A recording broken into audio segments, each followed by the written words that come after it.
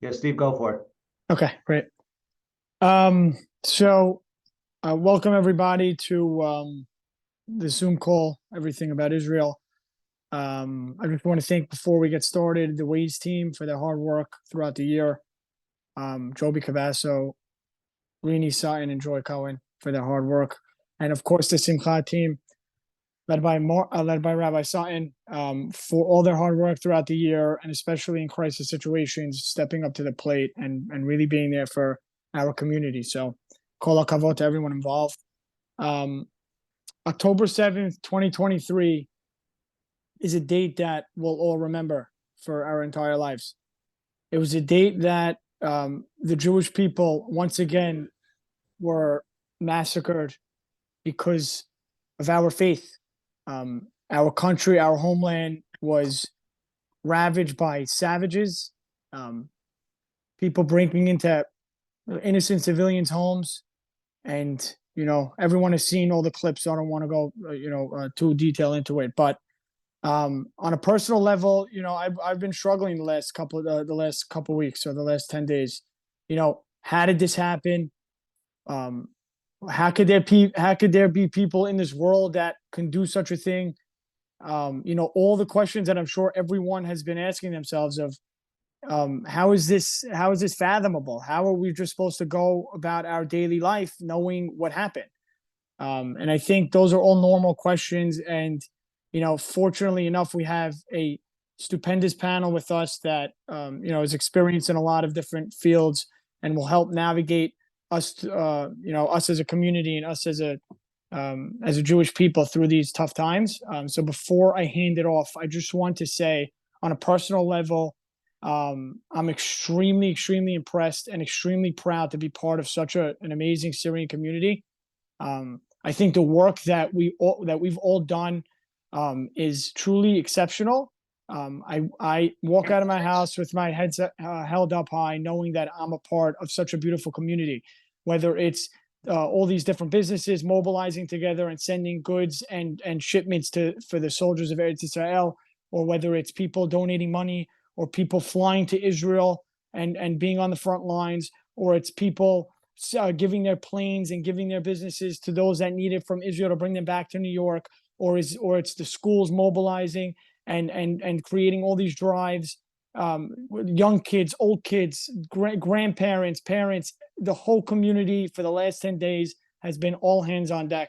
And I really, really appreciate, just everything that we have as a community. And I think we should all be so proud that we are a part of such an amazing bunch and great group of people. And that goes for the Syrian community and Klal Yisrael. So that's on a personal level. But I want to now introduce the clinical therapist who's done an amazing job for Simcha and Waze. His name is Dr. Eli Mandelbaum. So, doctor, please take it away. Thank you, Stephen. Yes, this has been a very difficult time, I think, for the community, for Am Yisrael, and difficult on multiple levels.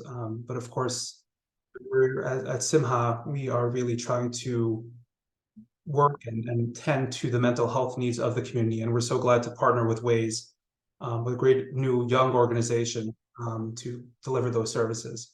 Just say a little bit about Simcha. Stands for the Sephardic Initiative for Mental Health Awareness. And we provide mental health awareness as well as mental health referrals to the community, the Sephardic community. I also want to take this opportunity to offer anyone in the community who is in need of any type of mental health service, whether it's a referral, whether it's a brief support session, we're happy to provide that for you, of course, at no cost. And we will provide that information. We'll put into the chat about how to contact us with that. This is I think, an important event, and there's been many events, I think, in the community and many communities in the Jewish world to try to figure out how do we deal with this? How do we sort of make sense of, as Stephen was saying, this unprecedented, horrific tragedy and the continued realities of being in war with our brothers and sisters fighting in Israel, not too far away. And I think the first we had last week was sort of the first phase, we can call the first stage of the shock, trauma, whatever word I think resonates with you. But we're now almost in the second phase, the second stage, in which we now are trying to live with the realities of war, trying to do what we can to make sense of what we're going through. And so that's what we're going to focus on tonight. And as Stephen said, we have a great panel of speakers who are, seasoned and have the expertise in so many of areas that come up when we are dealing with tragedies like what we've gone through and the difficulties of war. We have Rabbi David Sutton, we have Dr. David Rosemarin, we have Dr. Giva Perlman, and we have Dr. Shlomo Zimmerman. And I'll say a little bit more about them as they come to speak. But first and foremost, we will start with Rabbi David Sutton, who is not only the founder and executive director of SIMHA, he's also the rabbi of the Yosef Torah Center, along with Rabbi Yozer. And he has published a number of books. Most recently, I believe it's called The Art of Being You. So I would recommend everyone to get it. So without further ado, Rabbi David Sutton.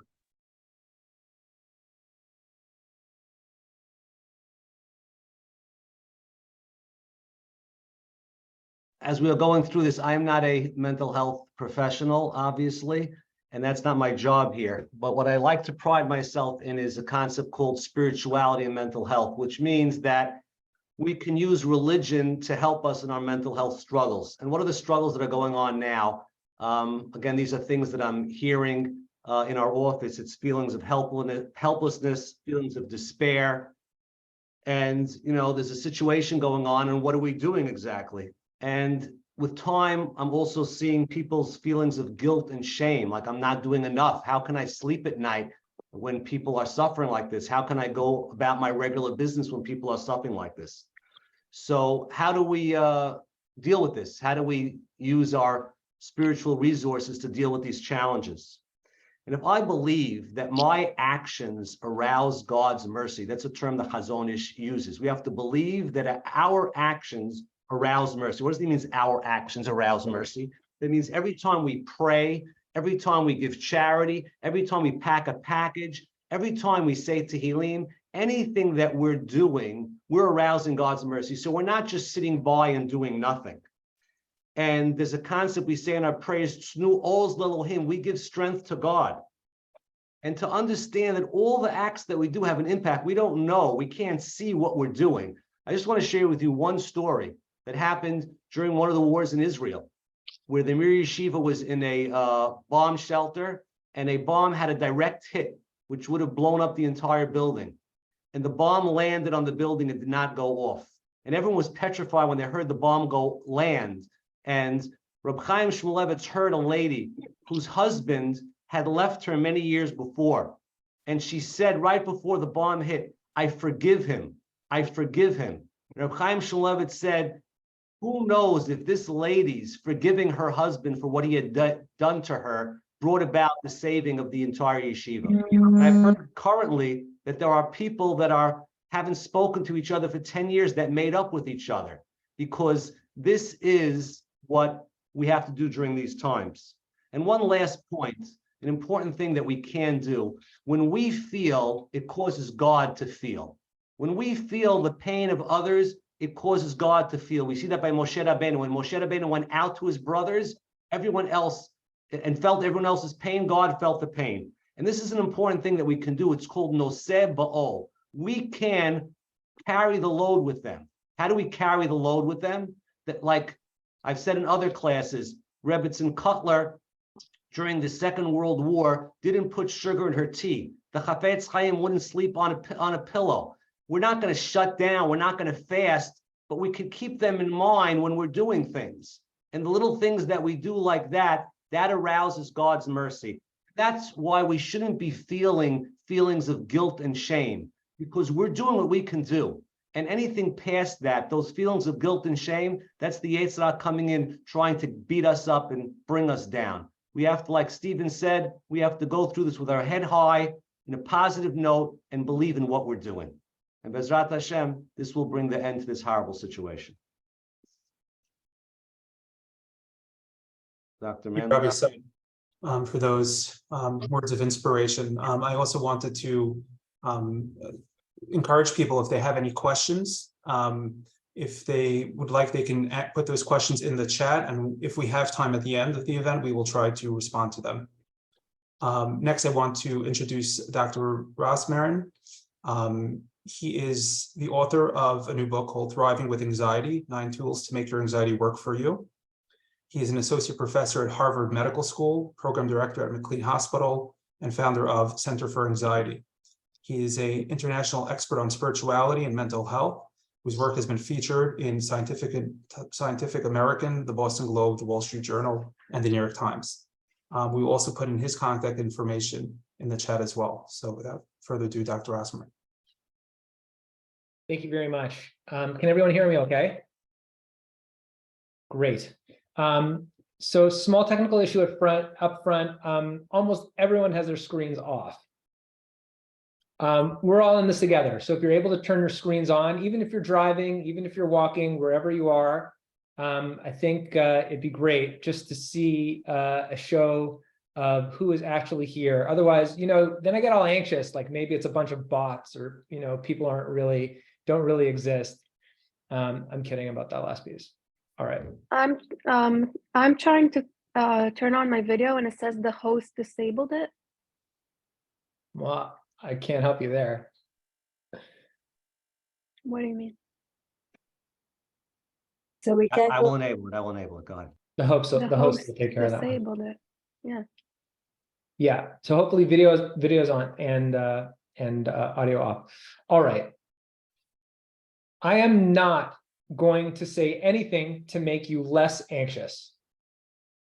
I'm not going to recommend a single tool, no tricks, no tips to reduce the intense feelings of anxiety that we're all feeling. I have a different recommendation entirely. I believe that the recommendation is better than any anti-anxiety strategy or medication that you might have. We have to change our relationship with anxiety.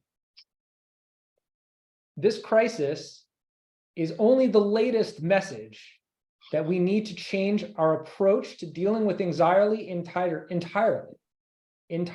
We need a completely new approach. If you zoom back, what we typically do is incessantly seek to be anxiety-free. We even talk about anxiety as a disease. We value happiness, equanimity, we value peace, we want to be happy all the time. And we're very quick to pathologize, to say that something's a disorder or disease when it doesn't give us emotional satisfaction or happiness.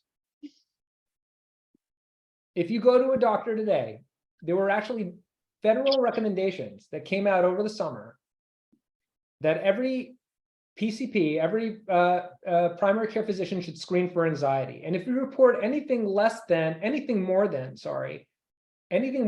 a little bit of anxiety, that is a medical cause for you to get a prescription medication today, for you to walk out with Xanax in your hand. Now, on the one hand, this makes sense, right? Because who doesn't want to feel calm? Who doesn't want to feel more happy? Who doesn't want to get rid of their anxiety? Who doesn't want to get rid of their sadness and reduce our emotional pain? But on the other hand, we have this incessant quest for emotional peace that has increased the prevalence and severity of anxiety en masse. The moment we feel anxious, the moment our kids feel anxious, we catastrophize. We say something's medically wrong, they are broken, we are broken, everything is, gone to wherever it's gone. We view anxiety, we see this, it's dangerous, it's weak, why doesn't everyone else feel this way? And we get caught in this vicious cycle, because the minute we start to feel anxious, we perceive the anxiety as a threat. So neurobiologically, when you perceive anything as a threat, you're going to have adrenaline dumping into your bloodstream. Adrenaline will pump out from your adrenal glands, sitting on top of your kidneys, perched, ready for you to perceive threat. And if you see your anxiety as a threat, you're going to get a shot of adrenaline. Guess what that does to your anxiety? It'll make it worse.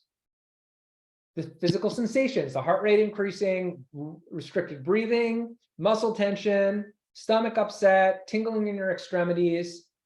All of that gets worse because you just got more adrenaline. And then the more you have those symptoms, those sensations, the more you think, oh, now something's really wrong with me. And that's the cycle. It's a cascade. This is the main reason I believe that this is the main reason why we have an anxiety epidemic today. Our culture has turned anxiety into something to fear. And the moment we feel anxious, we take this nosedive into the abyss of distress. I am telling you something tonight that is very critical to know, that anxiety is normal. It is not a disease. It's not dangerous. It's not problematic. If you're worried, concerned, apprehensive, have disquietude, panic once in a while, that's expected. The current crisis in Israel is horrific. It's horrific, but it's just one example. You all know what happened, right? We all know what happened. 1,400 now, innocent Jews, grandmothers, babies, heinous atrocities against humanity. Atrocities that even the New York Times, even the New York Times recently said are so heinous that the worst governments today would never perpetrate them. I couldn't believe when I saw that. Then an open call for a day of rage against Jews around the world on Friday. So yeah, anti-Semitism is alive and well, in case we didn't know. Now this intricate, dangerous ground invasion, attacks in the West Bank, attacks in Lebanon, Iran. I mean, Mayor Adams said it best. We are not all right. we are not all right. So if you're upset and your kids are upset, then consider the alternative for just a minute. Would you really be better off if you didn't feel apprehensive, considering everything that's going on? Would you prefer to really be less anxious? The only other option seems to be an ostrich and just to pretend that everything is fine. So if you are seeking strategies to feel less anxious and for your kids to feel less anxious, stop. You're going the wrong direction. If I give you every tool that I've learned over the last 20 years of doing research, of doing clinical work, it wouldn't be enough. It wouldn't be enough. Even before this, it wouldn't be enough. I think anxiety is something that can help us to actually function better. I get it. Nobody likes to feel anxious. I don't like feeling anxious. You don't like feeling anxious. It's uncomfortable, very uncomfortable. But once we accept that anxiety is going to be part of our life, there are many opportunities that we can use this for. I believe anxiety can deepen our emotional connection with others. Firstly, my anxious patients tend to be more in tune with others' feelings because they know what it's like. They've been in the depths of despair and they see other people's facial expressions, other people's voice intonations. They hear them. They hear the language. They're tuned into their body language. A heightened capacity for empathy can, not always is, but can be enhanced through anxiety. Because if we've felt distressed, it's easier to recognize, appreciate, and respond to the struggles and pain points of others. And relatedly, if we want to supercharge any relationship, speak about what you're afraid of. Talk about your anxieties, especially the men, by the way, and especially the Syrian men, by the way. You have feelings too, admit it, and talk about what's on your mind. Your vulnerabilities. Most times, many times, I should say, we pull back, right? We start to feel anxious and we pull back, might even drink something, try to get the feelings down, squelch them, certainly not talk about it. It just makes it worse. Lean into the anxiety, use it. Don't distract yourself from it. Speak about it. I'm not a rabbi, but Rabbi Sutton, I'm sure, will tell us. Daiga b'lev ish. What does the Gemara say? Yasichena, tell it to someone. Use your anxiety to connect with someone else. Take your pain and rely on others. It doesn't have to be everyone. It doesn't have to be on your Facebook. It doesn't have to be in social media. But, you know, if you just look in the Torah, we have, you know, what's sitting Shiva? We're essentially in mourning now. What's sitting Shiva? Being surrounded by your community to process your grief and speaking about your feelings. In the current crisis, I am a very strong proponent. People need time to talk about what's on your mind, at least with one or two other people. It doesn't have to be with everyone, and not in a shallow way. Really get your feelings out there. I feel scared. I feel angry. I feel sad. I feel however it is. Use that language and see how you can deepen your emotional connection and your intimacy with other people. There's something very special that happens when we support each other in times of crisis. But that only happens when we actually experience the crisis in the presence of each other. The goal here, again, I'm not telling you to feel less anxious. Exactly on the contrary. Take the anxiety, embrace your feelings, and use it to connect. I'll give you one other strategy. Harness the anxiety for spiritual growth. Rabbi Sutton talked to us before about how spirituality can help you with your anxiety. I'm going to tell you the other way. Your anxiety can help you with your spirituality. Now, according to psychological science, the main cause of anxiety is that when we can't tolerate uncertain things, when we need to be in control and we need to know what's going to happen. If you're able to accept the unknown, you're not going to be as anxious. And that's exactly why we're so anxious today, because Israel has extremely sophisticated, technologically advanced, right? A border fence that didn't stop anyone. The hostage crisis, unresolvable without significant casualties, it seems. It's so challenging to accept that our sense of material security and safety, it was shattered. If you're not anxious now, you're probably not tuned in to what's going on. Spiritually speaking, though, the current crisis is highlighting something that we all know in our hearts. We all know in our hearts this. That yes, we have to do our best. And yes, you have to put your best foot forward. But at the end of the day, we're very small and we're very vulnerable. There is so much more that we don't know and that we cannot control than what we can. The Vilna Gaon, one of the greatest rabbis of the last millennium, at least in the Ashkenazi world, taught us that a field must be plowed before seeds can be planted. If you just put seeds on a field that's not plowed, they'll blow away in the wind. You have to plow it. And so too, the heart's shell must be broken with intense emotions, hargashos, before ruchnius, before spirituality can take root. He similarly stated that the mainstay of prayer, the ikar tefillah, is tears, dema'ot. Over the past week, I've been crying my eyes out. I've been crying my eyes out because I have a very palpable sense that ultimately I'm a very small person. And I need God. I just need him to help me. And yes, I'm going to put my best foot forward. And yes, I'm not going to do anything stupid. But at the end of the day,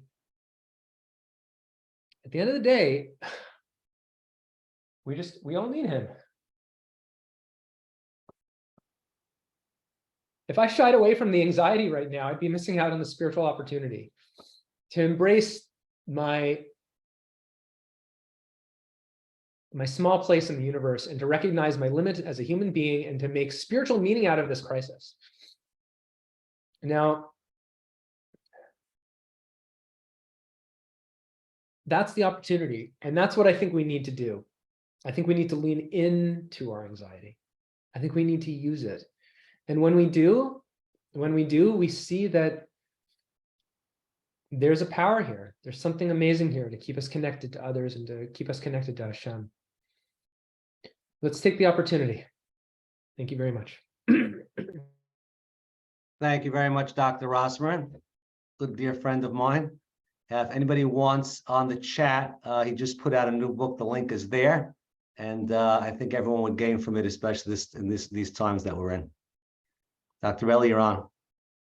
Yes, thank you also, Dr. Osmarin, for those, insightful words and for your vulnerability. I think it should be a sort of an example for all of us what leaning into, our fears, our anxieties, how it can allow us to be more connected, to the people that we need to connect to during these difficult times. So thank you for your words and your vulnerability. Next, I wanted to introduce Dr. Akiba Perlman. Is Oh no. lecturer on topics of abuse, addiction, trauma, and fellow traveler for those suffering in silence. He has educated more than 1,000 from social workers from our community and is currently serving as professor at Wirtz Wallace School of Social Work. He is the clinical Anxiety stuff. wellness center, a clinic which serves the Hasidic community in Williamsburg. He maintains a practice on Long Island where he resides with his wife Tamar and children. Dr. Perlman. Thank you so much. Thank you. Thank you, Dr. Rosemarin. It was really, anytime I'm in the presence of men who know how to cry, I feel like I'm at home, especially in moments like this. And I really appreciate you asking people to turn on their screens, largely because this is a moment, like you were saying, of togetherness, of unity. And I think we need to see one another. We need to encounter one another. We need to take a brief moment to experience what it's like to be a part of this beautiful people, to be a part of a nation that we rise up when there's a moment of struggle, there's a moment of loss. We use that as an opportunity to grow, to discover something new within ourselves. And being here with you all is a dear honor. It reminds me of a great contrast. I think it was my first or second day of internship in my training to become a therapist. I was working in a locked psychiatric unit on Long Island, Hillside Hospital, and 9/11 happened. And the towers are coming down. And I remember the experience and observing it from the inside and the outside, like seeing how people were responding, see what it means to be a person who's struggling to begin with, and then to encounter something tragic like that. And the one thing I noticed very quickly is that most of the people, most of the patients that were there, it immediately became about them. It became about their inner feelings. They weren't necessarily leaning into what was happening. They were trying to shield themselves and protect themselves from the new reality that just set upon the whole universe at that particular moment. And the contrast of that moment where literally they were throwing out Xanax and Ativan at everybody because they were just having a really hard time. But looking at our people and our response, we go through a tragedy. We go through something where we're in the middle of it. When you talk about trauma is something that you almost always reflect on later on and say, how did an experience impact me? How did it affect me? Because I couldn't truly integrate it into my system. But over here in this particular moment, we're in the thick of that trauma.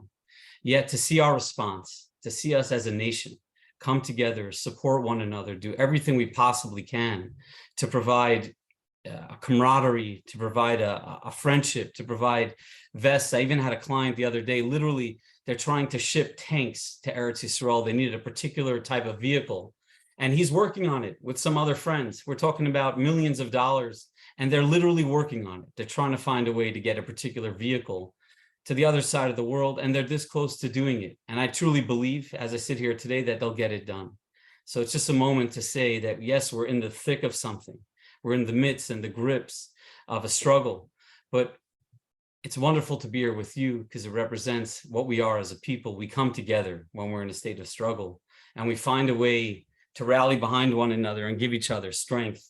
And your presence gives me a great deal of strength, and I imagine everybody else who's here as well.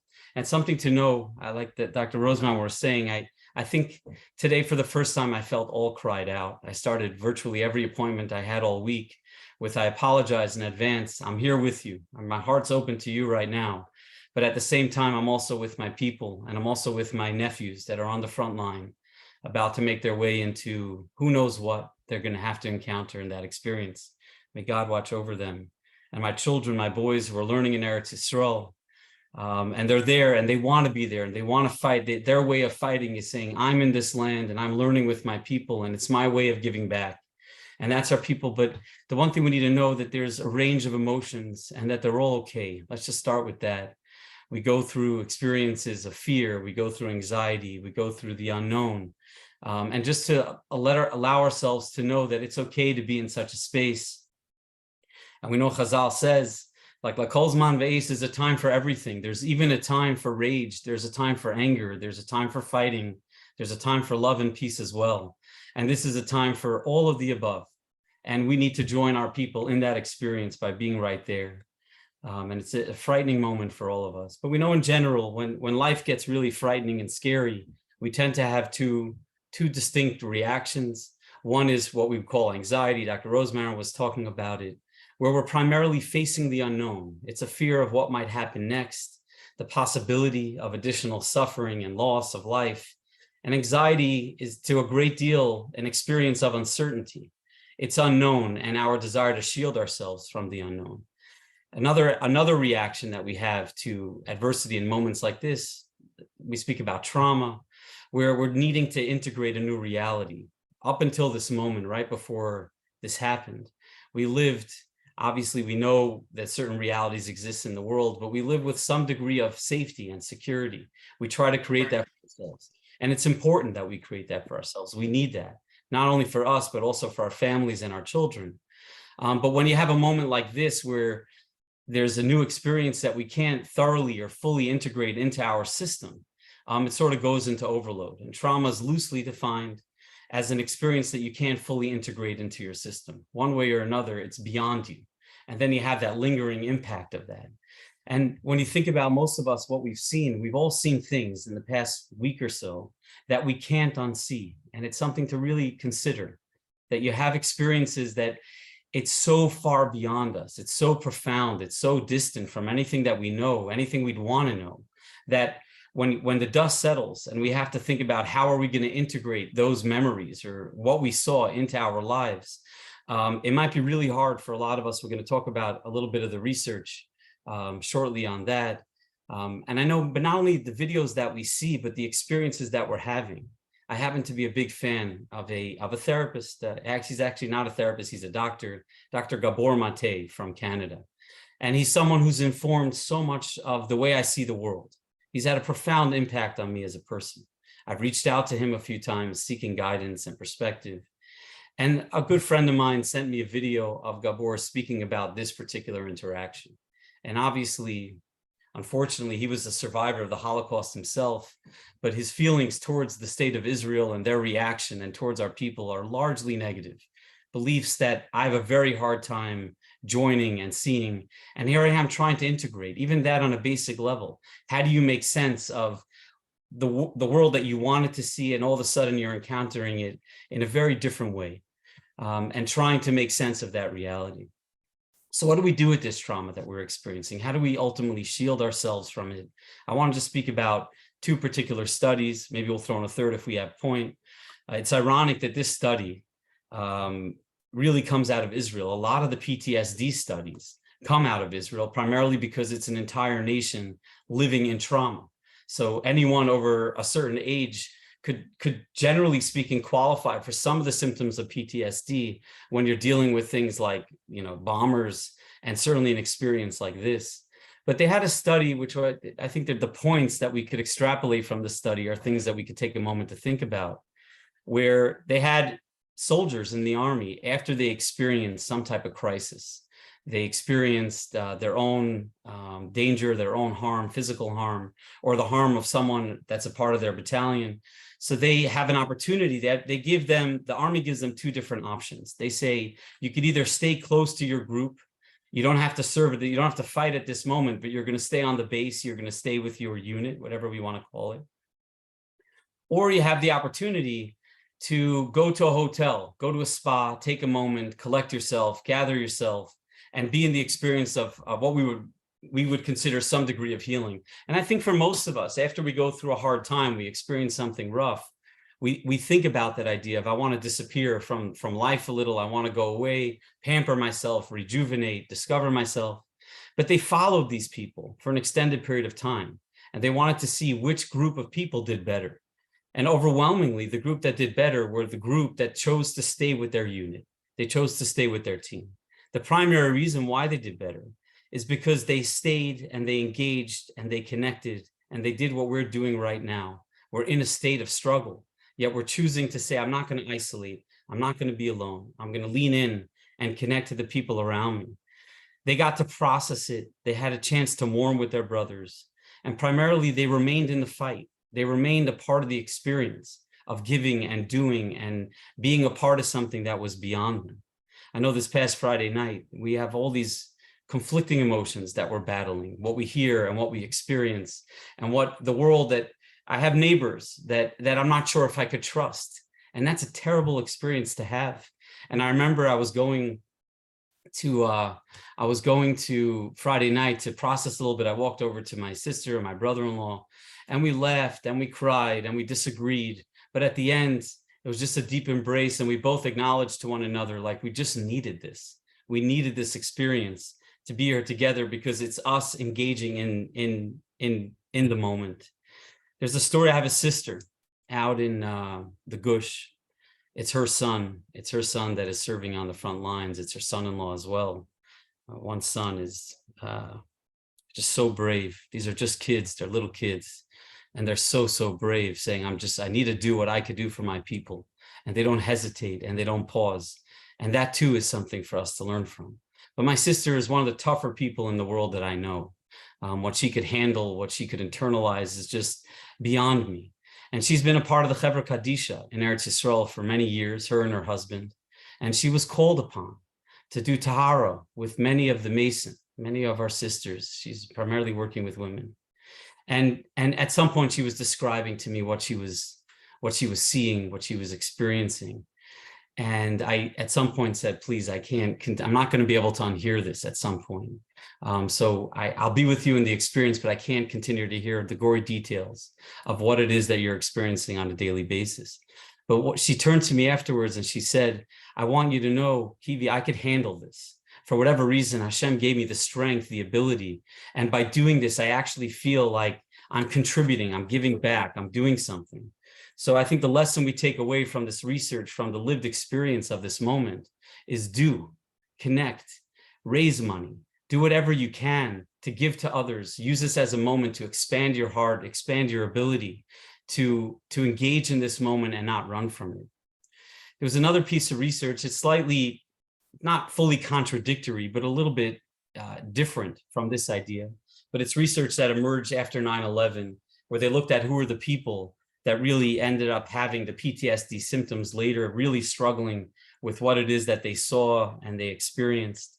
And what they found is that when people spent a great deal of time, and I think we have a need to do this, we want to make sense of what's happening around us. So we try to observe, we try to watch things, we listen, we're incessantly looking at the news, and it gives us some degree of power, of mastery over the unknown that we're living in this moment.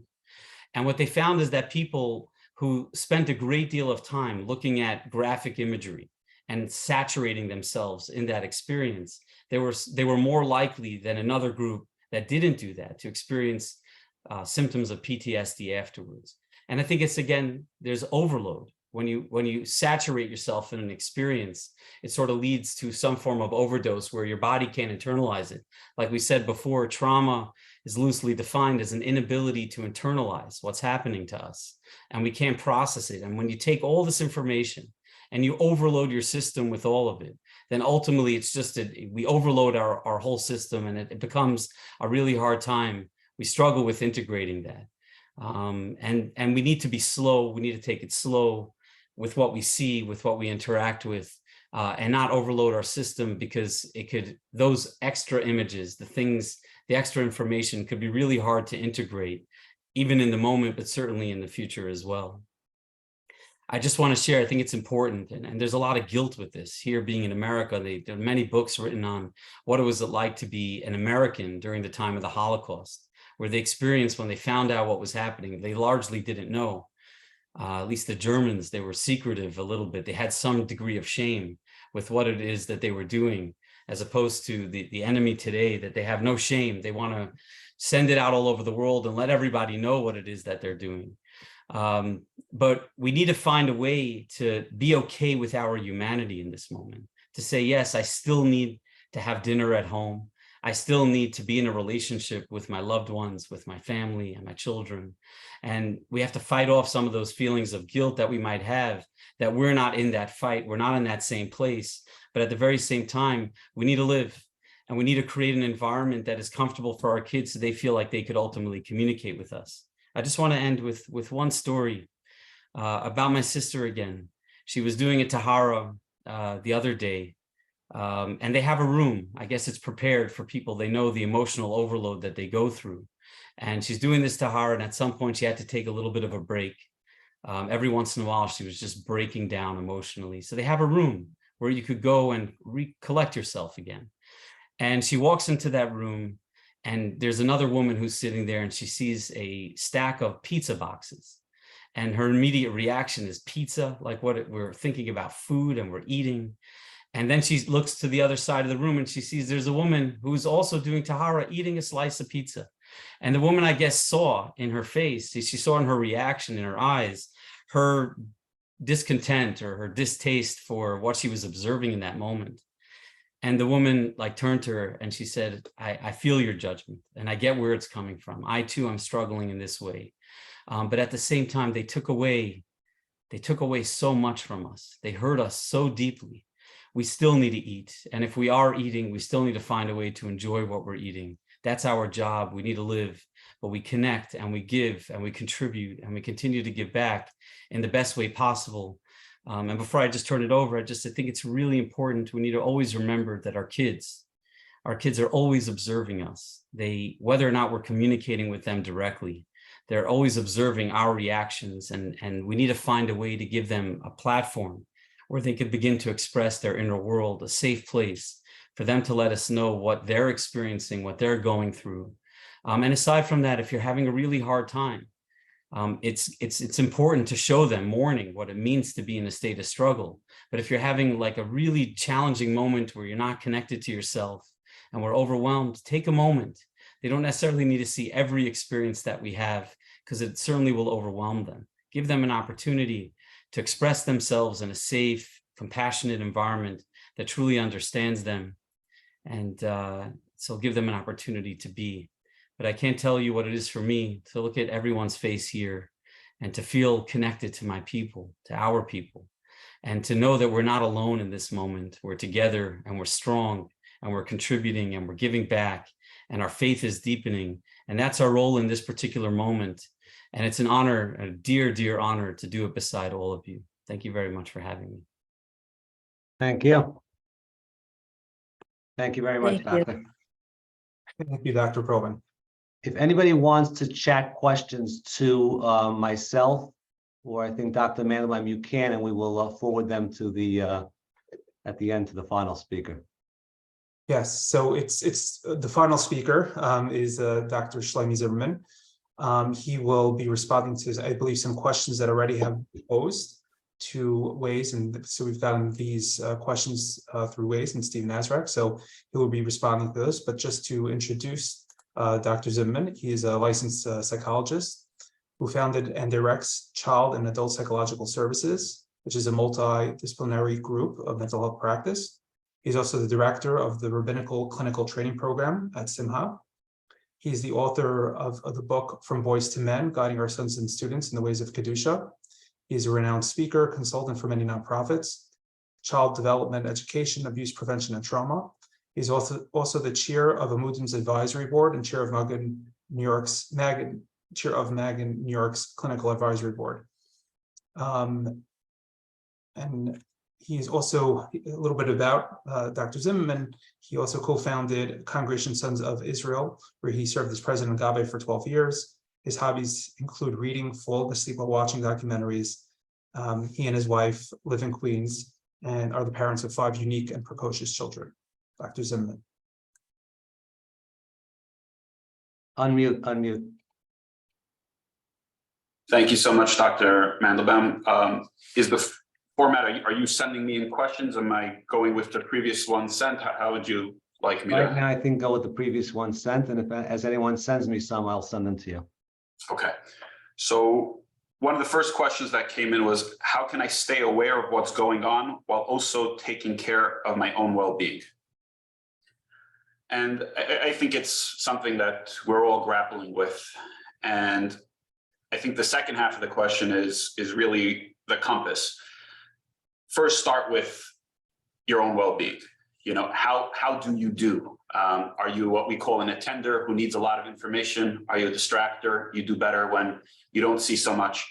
You have to know yourself and your system. And you have to do a deep dive internally to figure out, what am I doing and why? There's a tremendous human need to feel like we heard other speakers speak about a sense of control, but it's really a pseudo sense of control. I'm not the head of the IDF forces, but you know, from my early check-ins with the news, you would think that I need every moment-to-moment updates because like I'm controlling soldiers on the field, when the truth is, what am I doing? Why do I need all this information? What's happening? Oh, I'm feeling somewhat out of control. I'm feeling like I need to know what's going on. It gives me some sense that I refreshed the page and I got the latest update. But the truth is, I have no control. Nothing is changing because of my looking or watching. If anything, I'm either getting distressed, or what we don't talk about much is when you look through a lot, especially very disturbing things, sometimes you'll get overwhelmed. The flip side, though, is you can become very calloused and disconnected. When we see a lot of things that we can't process and we don't slow down, we actually disconnect ourselves. And that is a very scary process as well, because on one hand, we're here because we want to be, as the rabbi said, no siba'ol. We want to attach to the feelings. But the flip side of that is sometimes when we're doing this, we're actually pulling ourselves further and further away. I had a very disturbing session earlier this week where actually one of my clients who's extremely anxious was actually in Israel. And one of the things he was relatively calm about, though, was when he told me that he was, you know, seeing a lot of the imagery, it had just reminded him of playing Call of Duty. And it's a video game that's quite graphic. And he had been so exposed to violent imagery that didn't cause any anxiety, because it's just, I've been bombarded by this stimuli. And it's a very, very delicate balance and a very tricky thing, that our eyes are what allow us to apprehend the world. And on some level, that's our means. As the rabbi quoted, Moshe Rabbeinu himself was living in Paro's palace. He was okay, but it says he went outside by Yard B'Sivlotam. He went to see their suffering. And some of the rabbis asked, like, you know, if you're growing up in Hitler's mansion, what do you have to see? You know there's a Holocaust, you see it day in, day out. But what happened? In order to see, he didn't need just his eyes. It says, Nasan Eina V'Libo Lios Meitzer Aleim. He put in his eyes and his heart to feel their distress. So sometimes we use our eyes and then we connect deeply to ourselves. We connect deeply and we put our heart into it, and we're connecting. Many times, if we just use our eyes without putting our heart there, we're actually disconnecting ourselves, and we're exposing ourselves to horror, and either we're going to get overwhelmed or disconnected. So we need to really figure out, I want to stay involved. I want to know, okay, how often do you really need to see the news for that? And what kind of news do you need to see to satisfy that? But take care of your well-being. And as you heard Dr. Rossmer and Dr. Perlman talk about, the goal isn't necessarily that I should be okay. We're not okay. Now, sometimes we need, as Rabbi Sutton said, to not put in that spoonful of sugar into our tea just to even remind us.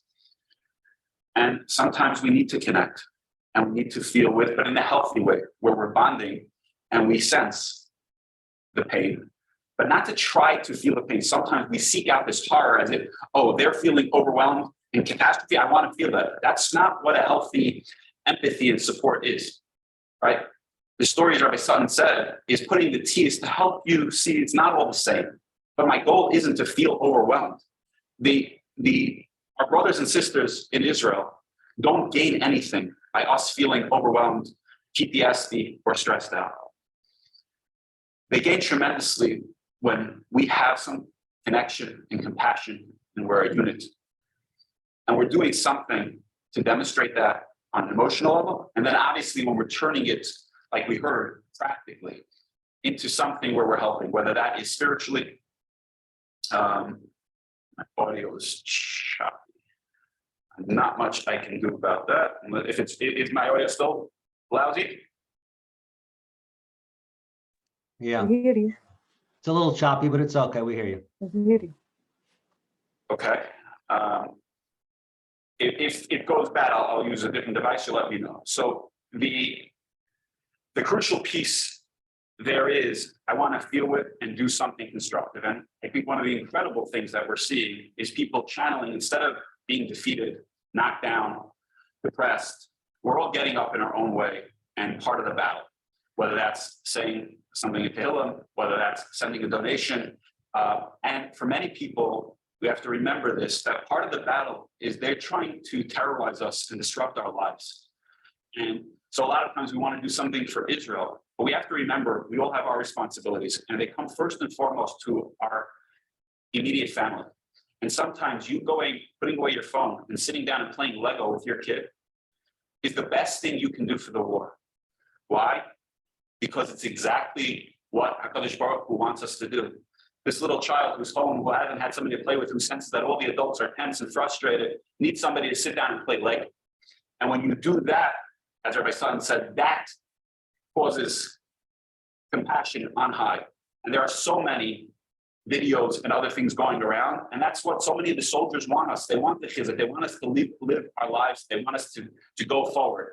And that's the real way that Jews and really healthy people throughout history have always done this. We fully embrace and acknowledge all the tragedy and all the feelings. And we heard about grieving and mourning and loss. But it's always with the focus on going forward, and we rebuild. And I assume most of us here are either grandchildren or great-grandchildren of those who either went, in the Syrian community through expulsions through countless Middle Eastern countries, including what happened in Syria, and those of us on the Ashkenazi side, whether it was the Holocaust or the communists, were here. Unfortunately, we know post-traumatic growth in our bones, in our DNA, most importantly in our soul. And we can continue to pick ourselves up and go forward. And if you look at what Klal Yisrael has been doing over the last 10 days, there's a reason that there's one nation in this world that's called Klal Yisrael. There's no people that can handle stress and pain and torment like us, and we just need to keep doing that. Second question that came in was, for those of us who were there for the holiday, how can we move past the trauma of the experiences? And I think that even that same thing that Dr. Ross-Marin said, sometimes we want to move past. You don't move past trauma. It's not like it just goes away and it's done and it's in the rearview mirror. A healthy person integrates their experience. You feel it, you experience it, but you don't hold it tight. You allow yourself to experience it fully. And you do something and you share that, as you heard. And for some of us, you journal and you write about that. You talk about it, you paint about that, you sing about that. You find some way of allowing it to hit you and move through you, not get stuck in you. And then what you're able to do is take it with you. And some other studies, Dr. Perlman talked about a few of them, but some that lead to post-traumatic growth are when we look at an experience and we can identify, in what ways am I safe now? In what ways can I be safe? Can I live my life? And we can remind ourselves and ground ourselves in the here and now that thankfully those of us here are quite safe. But one thing Dr. Ross-Marin really hit on is that, especially for those of us as Jews, when we just try to hold on to a sense of safety and security, I have my beautiful home, maybe one in Brooklyn, maybe one in Deal, I have a security system, I have cameras, the Israeli army has border fences and the best technology in the world, that's a pseudo sense. And then when it gets pulled out from under us, sometimes our whole world collapses. And one of the things that we have to our advantage, that you have to use this in a healthy way, is a sense of when we treat anxiety, we accept the possibilities of bad things happening. So for normal people, they have to accept, yeah, the world happens. We can accept that, but know that nothing is random. Everything is divinely crafted for us. And that while we're small, as you heard Dr. Rossner so eloquently said, on one hand, I can feel so small and so tiny. But if I can really tap into that smallness and let go of my ego and what I put together to hold a sense of control, and can say, nothing happens to me that HaKadosh Baruch Hu doesn't want, that HaKadosh Baruch Hu doesn't allow. If we can tap into that for ourselves and our children, we can give over a sense. We don't have to be so afraid. And you saw some of these troops who are about to go into, as Dr. Perlman said, something that unfathomable, they have no idea. And they're singing, Mishima min lo mifached. They're not scared, not because they're stupid and foolish and they don't think that there's going to be booby traps and close combat and get shot at and who knows what. They're attached to a higher mission. And one of the things that we talk about moving past trauma, as Jews, we integrate trauma and we don't move past, we grow. And we take that and we say, I have a higher mission. However, I look at some of these 18-year-old kids who are going on the front lines with smiles on their faces. And I'm like, oh gosh, I'm stressed. I have so many talks I have to give this week. What the heck? Because they're tapped into a mission from on high. They're going much bigger. They sense I'm needed. I have a purpose. I'm small, but I'm part of the most important puzzle in the world to bring light into the dark places. I'm here. And that the more we tap into that, we have a mission. It's much bigger than us. I'm a small integral piece in the biggest mission, God's mission, to bring light into the dark places, to fight evil. That can really help us propel us forward. And rather than feeling small and shriveling, we can actually open ourselves and expand and grow. The third question that was posed to me is, I guess, a very human one. It's, when will this end? And even after it does, how can we move on emotionally? And I can just send somebody sending that, I can empathize with the humanity. But we all want to know, when will it end? And I certainly, one thing I tell people, that they don't give you Ruach HaKodesh or Nevuah in graduate school. That much I can attest to. And no humans know when and how this will end. And I think that's the hardship, where again, we're trying to get a sense of control. And as you heard, we have to embrace the fact that's not my role. That's for God. What is my role? What can I do? Even after it does, how can we move on emotionally? I think it's a similar thing. I think so often the natural human instinct is to try to put something behind us. Somebody told me, Moshe Weinberger said,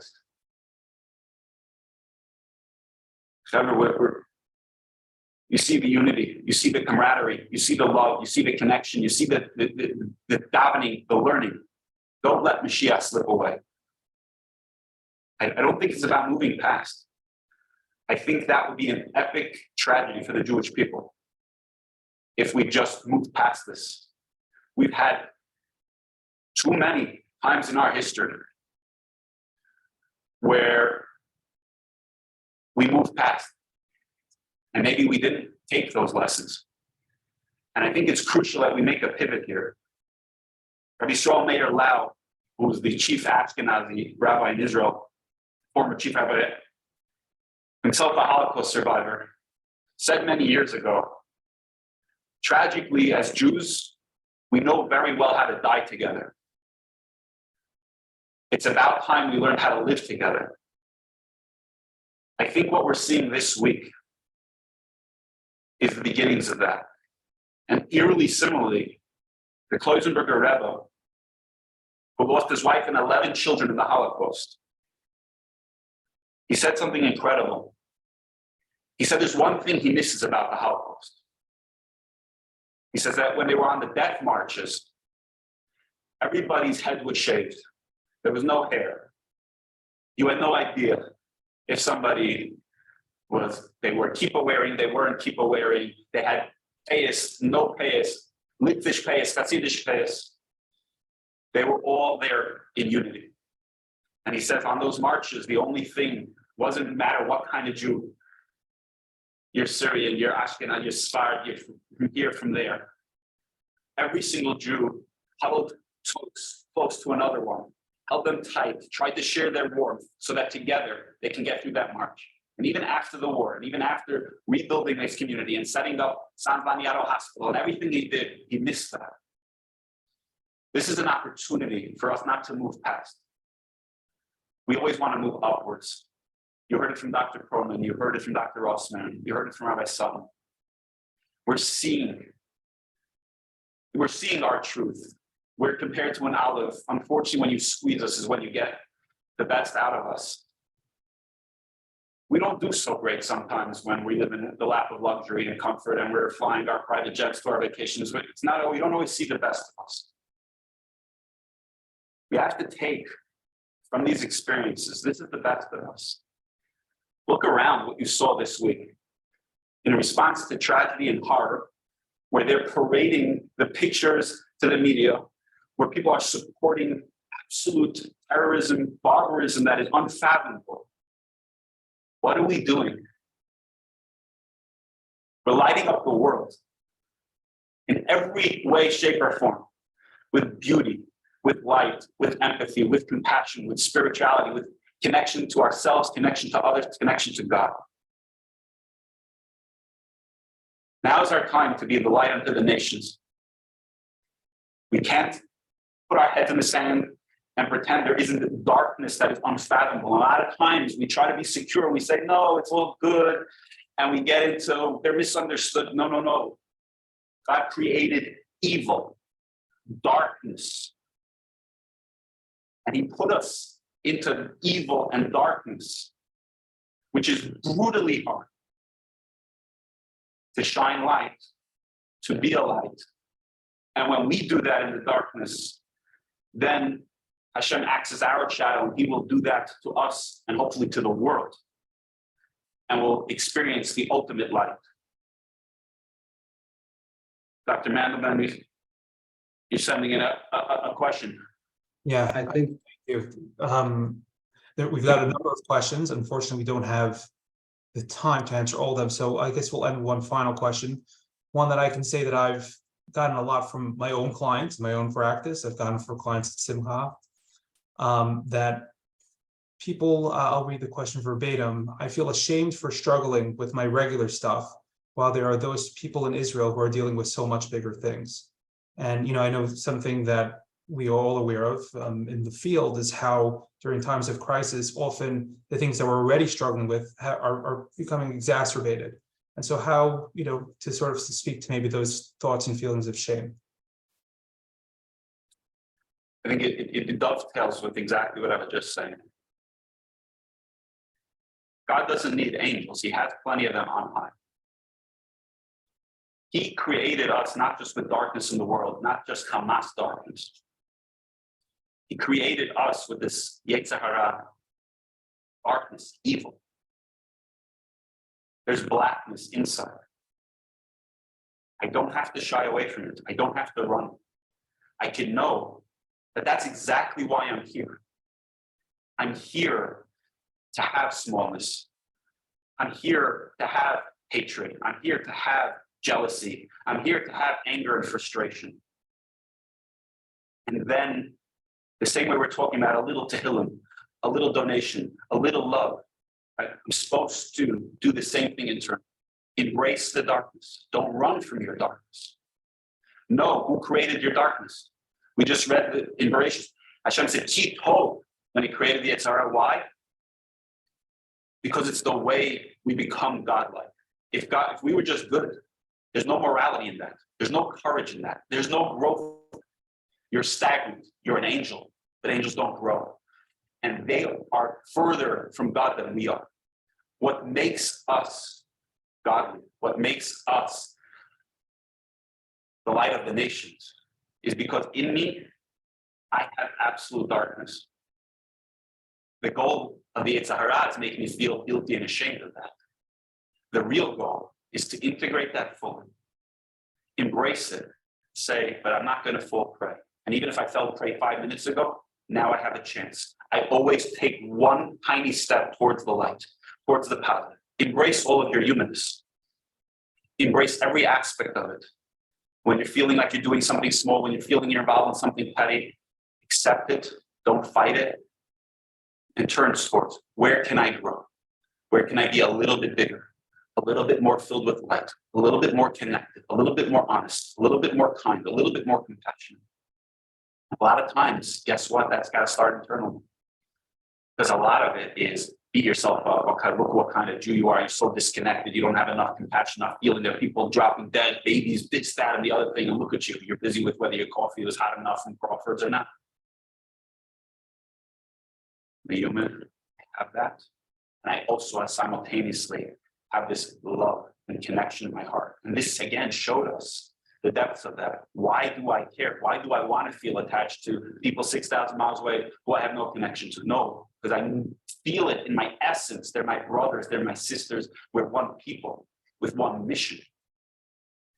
And so the more we actually embrace our humanness, that's what we're here for. And when the Kloisenberger Rebbe was saying what he missed, he wasn't saying, I can't wait now that everyone's going to be Haredi. When Rabbi Shlomo Meir Lau was saying that we know how to die together, it wasn't some epiphany, wow, we're all going to look the same, white hat, black hat, we have an initial that way. But we're going to be a family. We're going to be connected. We're going to say, you're my brother and sister no matter what. I'm going to be connected with all of my darkness. I'm going to connect to you with your darkness. And let's grow and share some warmth. Let's share some comfort. Let's share some compassion and empathy and support. And let's go bring light to the world.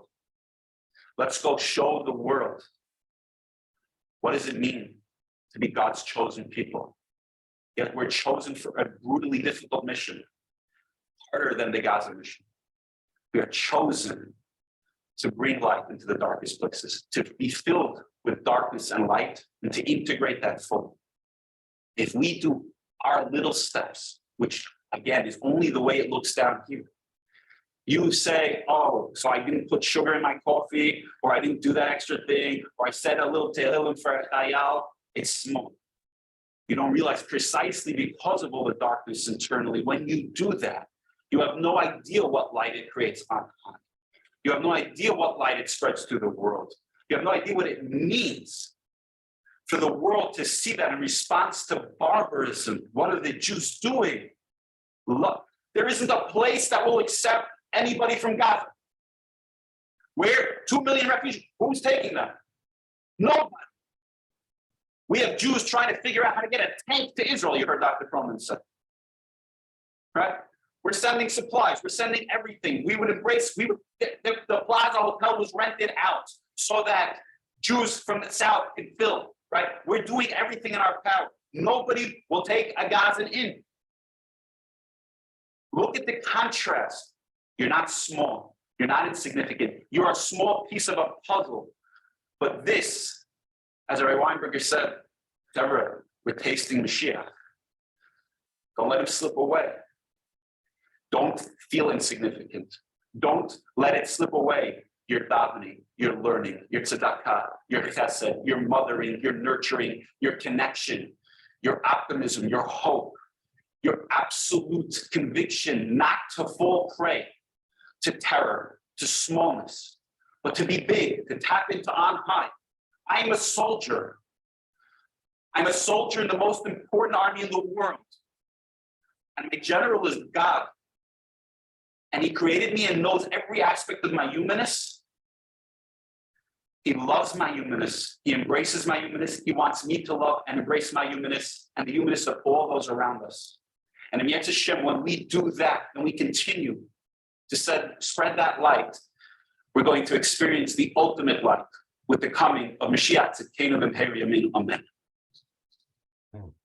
Thank you, Dr. Zimmerman, for that really powerful ending. I want to thank everyone who joined us here tonight. Rabbi Sutton, Stephen Azrak for partnering us with the Ways organization, Dr. Rosmarin, Dr. Perlman, Dr. Zimmerman. I guess just some, just to sort of put it all together. Dr. Ellie, I just want to make a thank you to our office manager, or Ava Greenberger, for all her hard work today and the whole week setting up this beautiful event. Yes, thank you. She's often behind the scenes of everything that happens, at SIMHA. So yes, thank you, Hava. I also want to just reiterate, we posted the SIMHA information. If anyone wants to connect with us, we're happy again to connect you with any mental health service. In addition to that, we are also offering consultations for support, for any type of help that you need during this very difficult time.